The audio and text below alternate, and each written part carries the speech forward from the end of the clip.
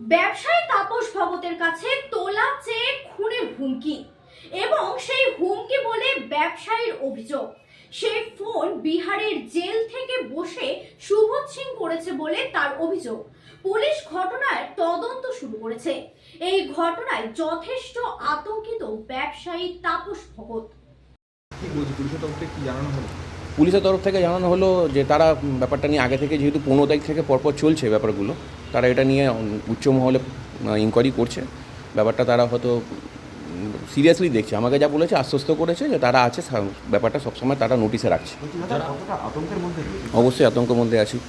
কারণ কি আতঙ্কের মধ্যে কারণে আছি, কারণ কি এতদিন আমি জানতাম সে জেল থেকে বলছে, এবার সে যে একজন ব্যক্তির নাম বলছে, যে ব্যক্তিকে আমরা সবাই চিনি, সেটা নিয়ে তো আমি সত্যি অনেক অনেক আতঙ্কিত আছি।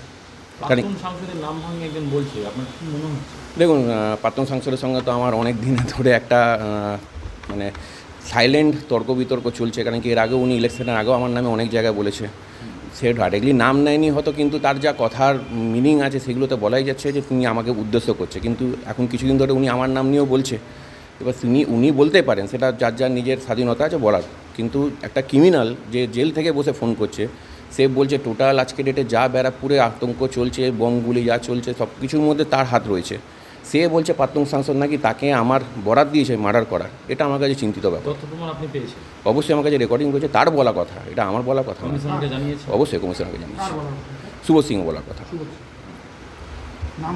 হ্যাঁ, নাম বলেছে। পুলিশের নিরাপত্তা নিয়েও পুলিশের নিরাপত্তা সে তো চ্যালেঞ্জ করছে আমাকে, রীতিমতন চ্যালেঞ্জ করছে। বলছে দুটো সিকিউরিটি নিয়েও কোনো লাভ হবে না, যদি আমার কিছু করার থাকে আমি দুটো সিকিউরিটি থাকলেও করে দেবো। সে ডাইরেক্ট চ্যালেঞ্জ করছে। এটা তো আমারও কোশ্চেন যে আমি কেন নজরে। এটা তো 2022 থেকে চলছে।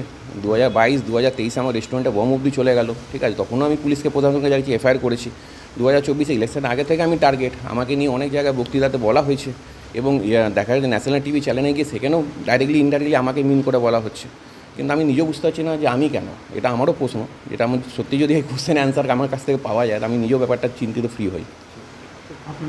তাপস ভগত। আমাদের সাথে থাকুন এবং দেখতে থাকুন নিউজ প্রাইম টাইমস, আপনাদের সাথে, আপনাদের পাশে।